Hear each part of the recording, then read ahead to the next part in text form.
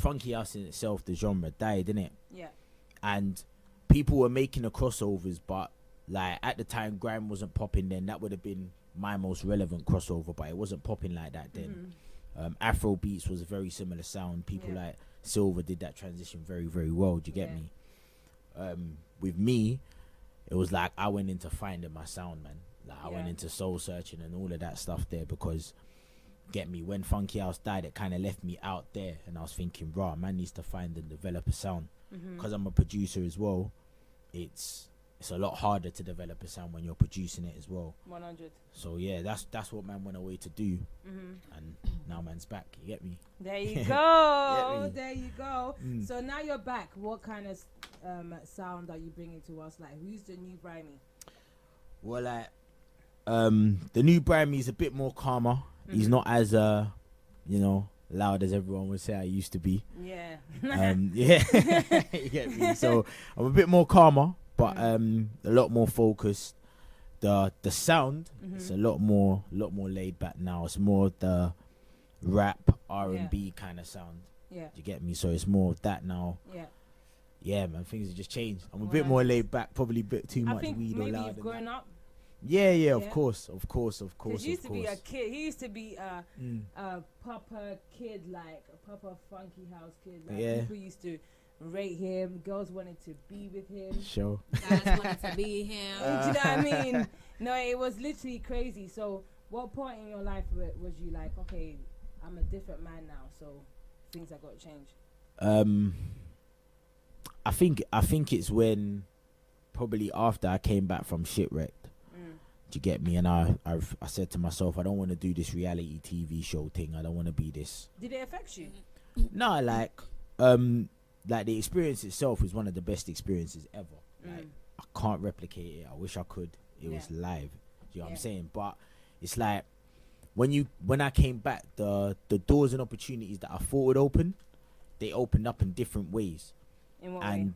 Like, so for instance, it was more people wanted me to be like a reality TV star rather than be an artist. Yeah. And I cannot lie to you, I got into this thing for the music. Do you get what I'm saying? Yeah. Didn't get into it for anything else. So if I can't do music first, I don't really want to do it. So it's like they was trying to get me to, go on other reality TV shows. I even had an invite for Big Brother at one point. Yeah, I didn't even find out until quite later on, but I had an invite for Big Brother and stuff like that, and I just said, no, that's not what I want to do. Yeah. But again, because the funky house thing kind of fell off, it was like, raw, I can't push music in that genre. It's not 100. Selling. There's no demand for it. 100. So I need to find a market now. But I understood why you did get opportunities to be in other reality TV, because you was literally the reason why people watch Shipwrecked. Like, let's not lie. You're the reason why I watched Shipwrecked, because you was very bubbly, you was very charming. You know what I'm saying? And you was very funny as well, especially with, that female, what's her name? What's her name? Dominique and Yeah. So I liked you guys' connection, and it made a lot of people want to watch more. Do you know what I'm saying? So I would understand why they wanted you to take that reality kind of thing. But I kind of feel like, do you feel like at one point, you know what, let me just take another reality opportunity, or was it just like, nah? Like, I don't know yet. I've always felt like reality TV is something that you do when you're coming off.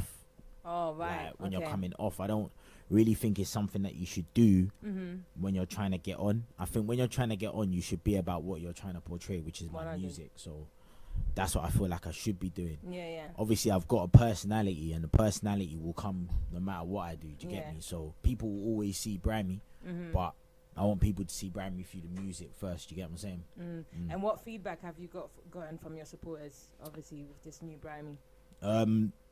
Well, to be honest, like since I've dropped this My Everything track, I dropped Find Out before that, and it was getting love, and like, do you get what I'm saying? Like it was getting love, but this My Everything tune is like, it's lit, bruv.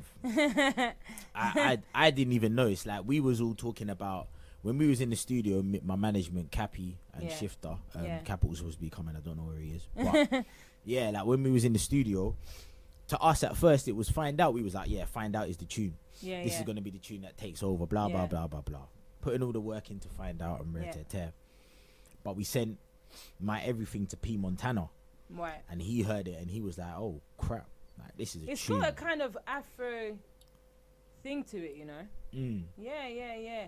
So I kind of feel like, I think with the reason why I feel My Everything got the response that you wanted is because you kind of did bring the old element of yourself in that tune, and people like who Brimey was. Do you know what I'm saying? So I kind of feel like you put your new aspect with your old aspect and jammed it together. Because when I heard My Everything, I was like, this is Brimey. Like, word. Do you know what I mean? No, literally, that's what I said, and I was just like, that's him. Do you know what I mean? So I feel like that's why a lot of people related to that song more. So I think definitely don't like underestimate your talent before. Like, I think you should still try and embrace it, you know what I mean? Of course. Yeah, man, definitely. Like I said, it's a different direction, isn't it? Yeah. So, like I said, I'm always going to be Brimey. Do you get me? 100. I'm always going to be me. So, it's just a different direction, different sound, you know? There you go. Marie, do you want to ask questions? I want to touch on when you said if you wanted to come on being on reality TV show, it's not what you should be doing. Why is that? Well, to be honest, it's each to their own, innit? Like, I can't tell a man how his path is gonna transfold. You get me? If he comes up from reality, then he comes up from reality. I've just personally said, for me myself, I don't want to come up from reality. I want to come up. You don't want to be known as he was a reality star, and then now he wants to do this again. You know what I'm saying? Yeah.